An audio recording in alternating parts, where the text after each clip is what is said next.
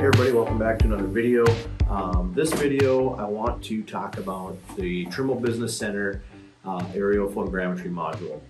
We do a lot of UAS here at Frontier Precision, as you may know, with our unmanned division. And one of the things we continually run into issues with is a lot of our customers and our sites are in some sort of local coordinate system. And what I mean by that would be something that's not UTM or not state plane.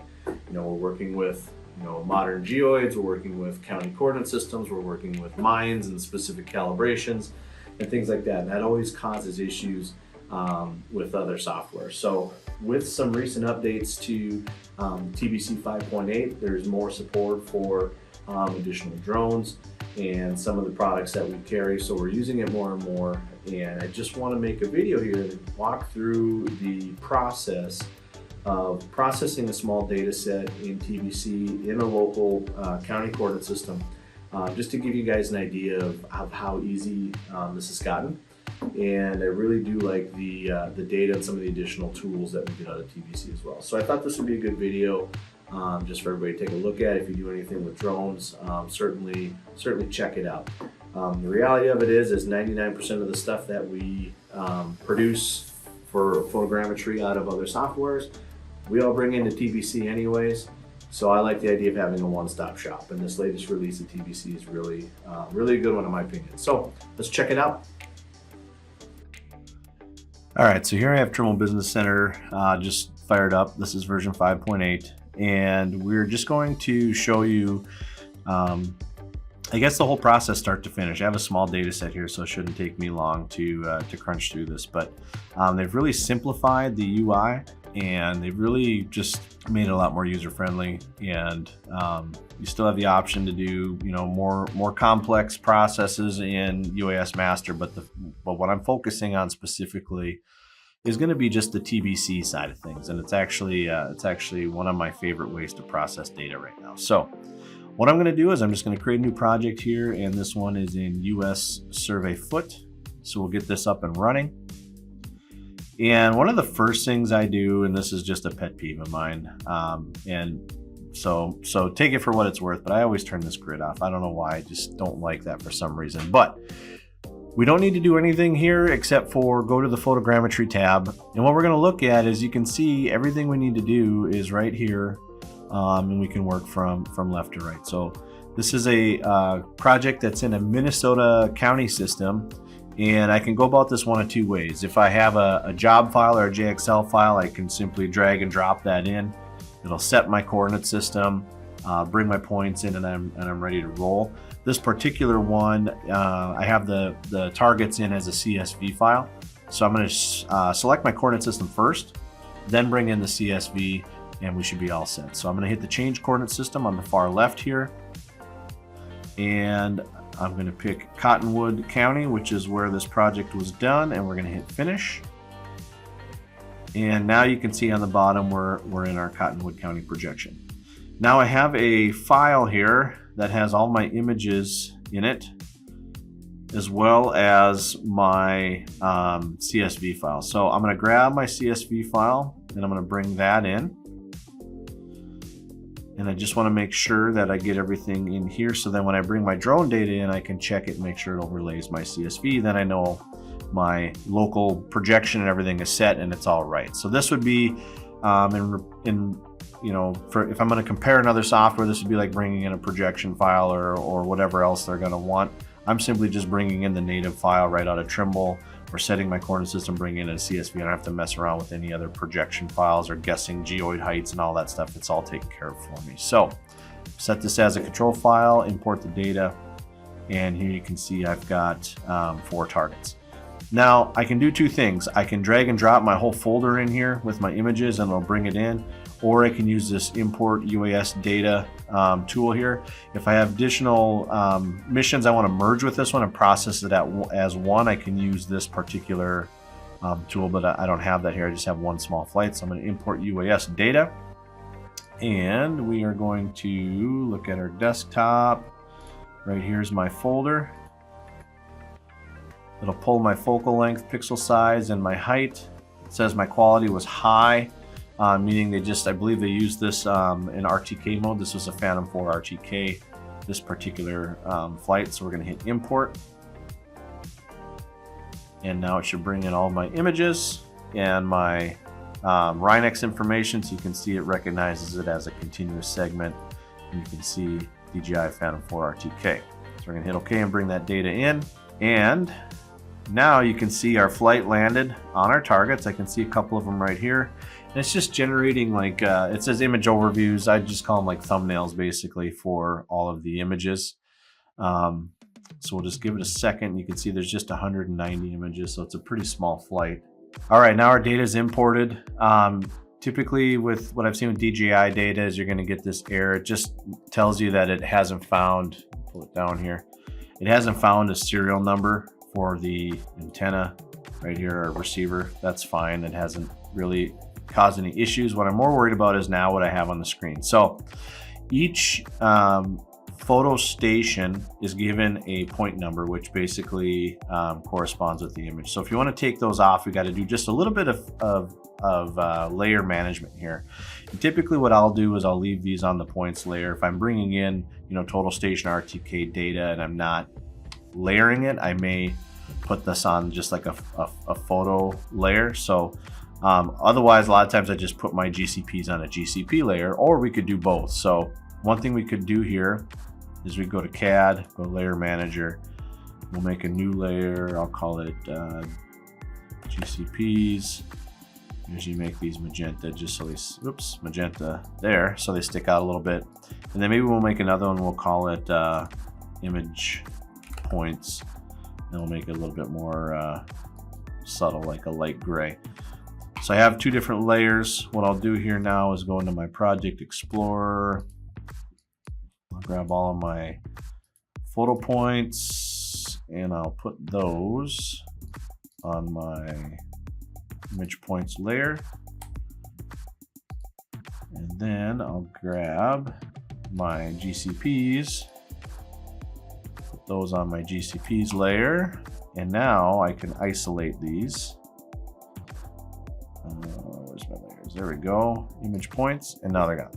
The other thing I do is I usually turn all this other stuff off. I don't really care to have these cool little UX5 icons and all this other stuff. So I'm a minimalist. I like to make this as clean as possible. I'll leave my reference image boxes checked because I'm going to need those, but under the photogrammetry tab, I pretty much just uncheck everything.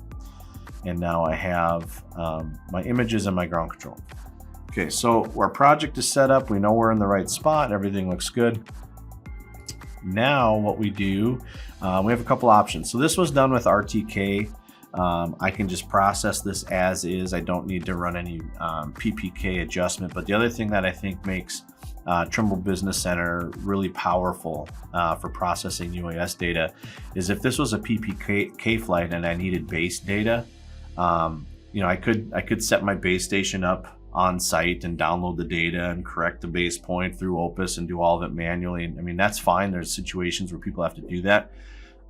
Minnesota, where I'm at, we're pretty spoiled. We have about 150 base stations throughout the state, many of which are core sites. So I like to use the internet download. So if you haven't seen this tool, this is a cool little tool within TBC where we can automatically go to the internet and automatically pull base station data down, and we can grab basically the base station. We could sort by the nearest one to our site, and then it'll automatically know the dates and the time and the duration on which the flight was done, and pull in the proper files, so we don't have to go to some, you know, FTP site and hunt around and fill out all these forms. Internet download basically does it all for us. So I'm not going to download data, but I'll show you what it looks like. We'll just open the tool here.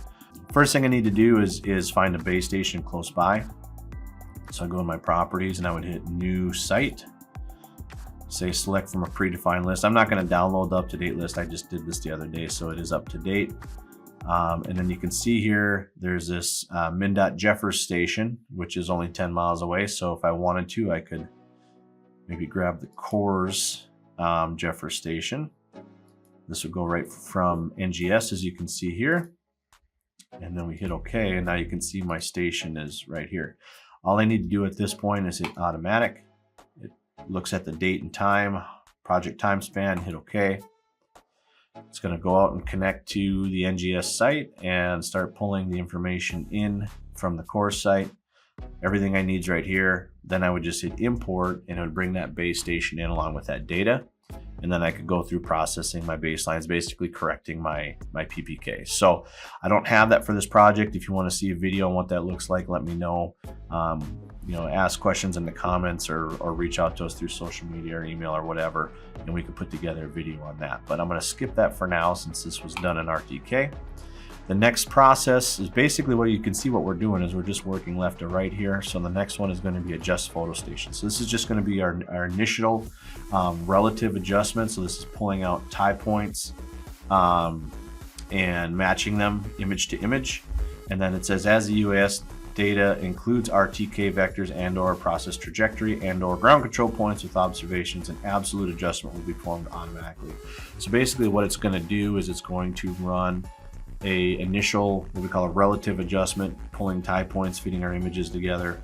And then once that's done, since it's RTK, it's going to run what we call an absolute adjustment and then tie it together with the RTK or the process PPK information and so on. So if we don't have ground control points, and this was just an RTK flight, we could just hit adjust once, it'll be done and we'll be good to go. But we're going to tie it to ground control afterwards. So first thing we're going to do is just hit adjust, and now what's going to happen is it's going to open up this process view tab, and then this basically gives us all of our status of the processing of what's going on. So you can kind of see our steps, the different things it's doing. We'll see our status bar go across here, and then when it's done, we'll get a message that the adjustment is done and it's ready to be applied. Okay, it's run through the processes, and now in the process view, it'll tell us, okay, the adjustment's been done, successful, ready to apply. So here's where we can hit apply adjustment, and now it'll apply that to our data set. And then what we'll see here is we'll basically get a quick little preview, I guess you could say, of the results. And then it'll ask you if you want to view your flight mission adjustment report. And this is actually let me pull it down here. This is a very detailed report. There's a lot of information here, and I'm not going to run through what everything is. I'll leave that up to you to look at it and kind of do your own research here. But it basically gives you all of the overview information of how the adjustment went, how your tie point distribution looks, camera information, distortion values, coefficients, image residuals, and so on. So this is a very detailed report, and it gives you all your GNSS residuals and all that kind of information. So we'll look at this again when we constrain to our ground control.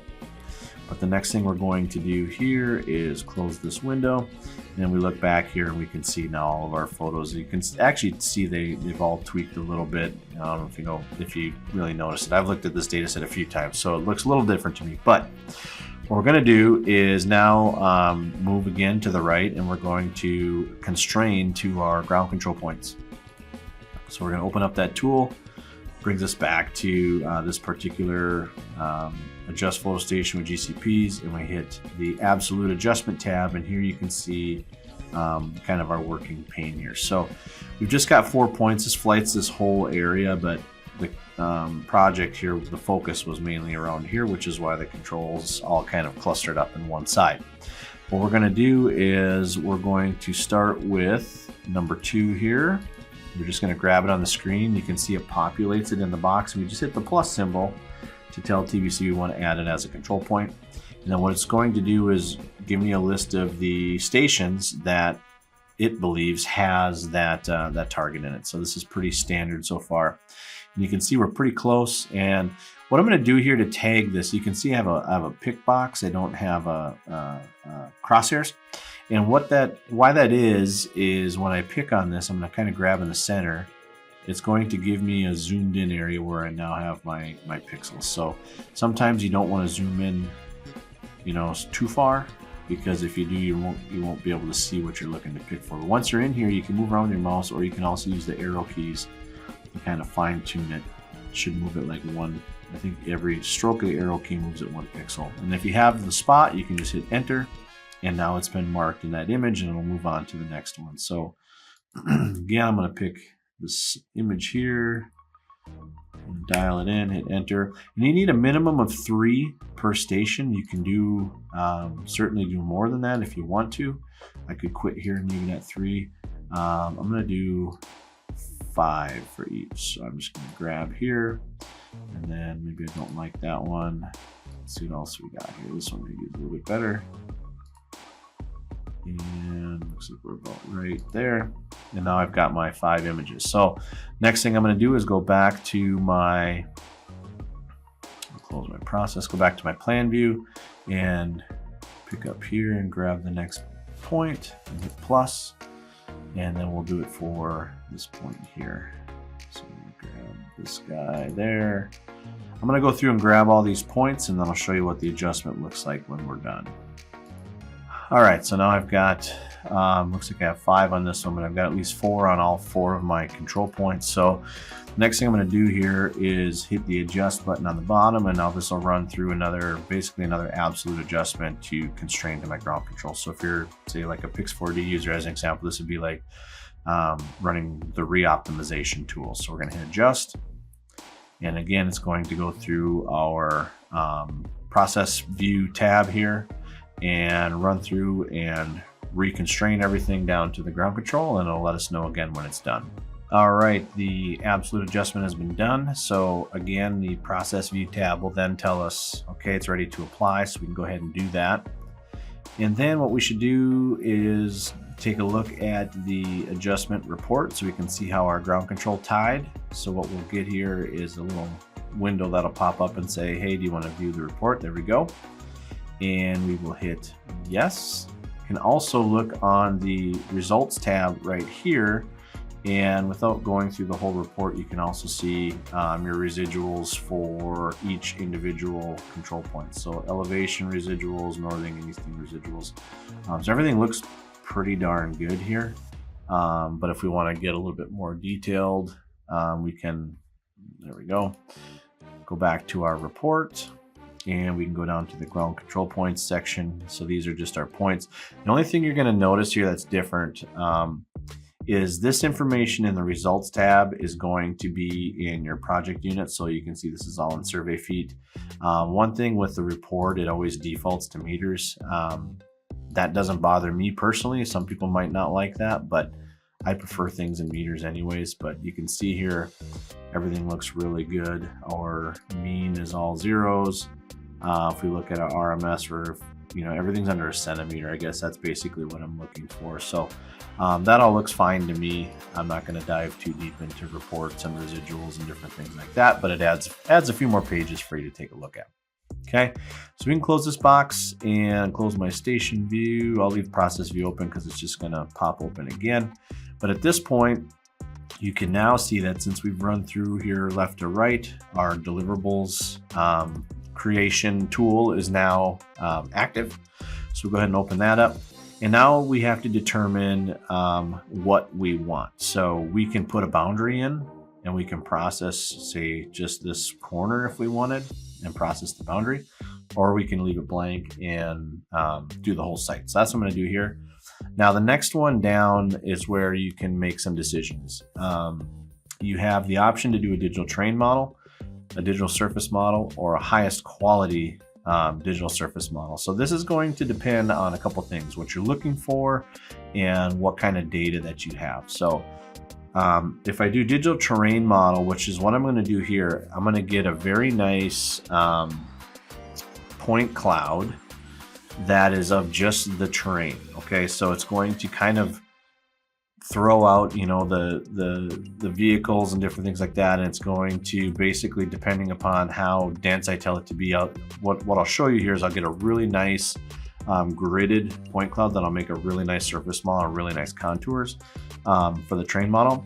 The surface model, the middle one, is basically kind of what we'd be used to with any other software. So you can consider every feature in the mission, use it if you need a very accurate surface, and true orthomosaic as deliverables. And then the surface model highest quality,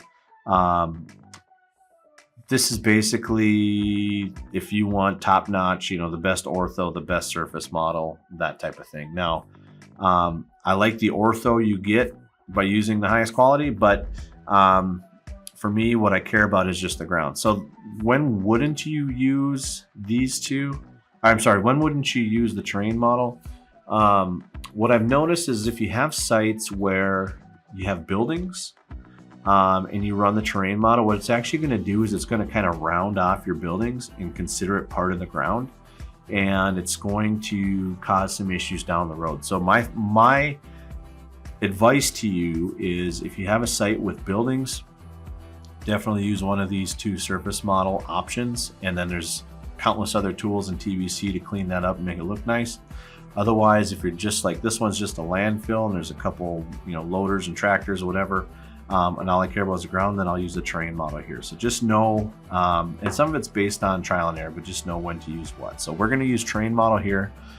I don't really care about a lot of detail here, so I'll maybe just do a medium point cloud density. And then this is just your output folder. You can see I haven't saved the project, so it's just going to put it in unnamed. If the project is saved, it's going to throw it in whatever folder, or you can just say throw it on my desktop or do whatever else. Name, the default is UAS flight mission. We can maybe call it landfill, whatever you want. And then whether or not you want to create these additional deliverables here. So yes, I want the point cloud. I can do it in XYZ or LAS format. I'm going to stick with LAS. If I want an elevation raster, this would be either a GRD, DTM, or a TIFF file. I personally don't care about that in this instance because I've never actually really used these in anything. But I do want my orthomosaic, and I can choose either a TIFF or a TIFF with JPEG compression. And then I can choose my resolution. So you can see high resolution is about 6/100 of a foot for pixel size, up to 2/10 up to a 1/2 a foot. So it's kind of however you want that to look. So we'll do a high resolution ortho, transparent background, TIFF file. We'll do a DTM with medium density in the LAS format. So everything here looks good, and we're going to go ahead and hit create. And now my process tab will open up one more time, and it'll show us now the process of running this. And when it's done, it'll say, hey, your files are ready. You want to import these, and then we'll get a button to import the deliverables. Okay, so we'll let this run, and then we'll show you what it looks like when it's finished. All right, the deliverable creation is done. You can see it says success, ready to import, and we have a nice little import button right here in our process view. So we're going to go ahead and hit that, and it'll now bring the TIFF file and the point cloud and everything into our project. Now I'll close this window, just close my process view tab, and you can see it looks kind of messy. That's because everything is loaded all at the same time. So first, let's take a look at the ortho. Turn my images off. There we go. There we have our ortho. You can see we're hitting our control really good. This one just fell outside the boundary of what it created. That's okay. I wanted to go that direction, we would have flown a little bit further. But what I'm more interested in is just the quality of the deliverables. So I like to look at structures like this. See, there's not a lot of waviness or blurring around the edges. Everything looks crisp and clean. A lot of times you see some weird swirling effects here. But I'm pretty much happy. Even this guy here looks really good. I'm pretty happy with what I see here. So there's your ortho photo. You can see it overlays on our points and everything looks good there. Now going to turn that off and turn our point cloud on. And you can see I've got this nice gridded cloud here. This is because I used the DTM digital terrain model setting, and I told it to give me medium density. So it looks kind of funky, kind of gridded in here. But when I switch to my 3D view, you'll see that I get a very nice gridded point cloud of this surface. So I really just love this feature. Obviously, like I said, it stinks when you have buildings because then you get some rounded off effects and it keeps buildings in there. But for open ground, this thing just is phenomenal in my opinion. So there's your deliverables. I guess just take this one step further. I said it makes a nice model and contour, so maybe I'll just make that quick. Some of you are probably like, prove it. Let's see what it looks like here. So let's go through and we'll make a surface model quick. I'm gonna call it OG, original ground. We'll say original. We'll leave it, we'll leave it gray. Doesn't matter. We'll hit OK. So I'm going to build my surface. Here we go.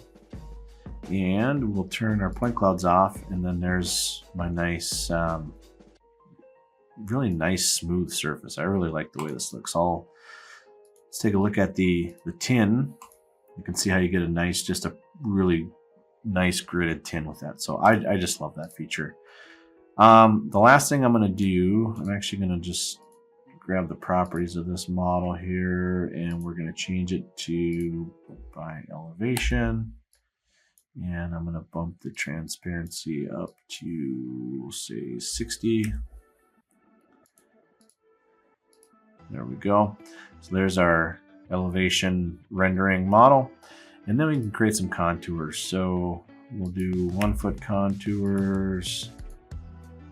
We'll make a layer. And this is just how I remember doing it back in my CAD days, is our minors were gray, our indexes were this kind of salmon color, maybe bump the line weight up a little bit. We want them to be smooth. The text style, I'm just going to hit new style here just because under standard, make these, let's make them 3 feet. So they're plenty big. And then we'll put 200 feet between labels. You see we're going to get 83 contours.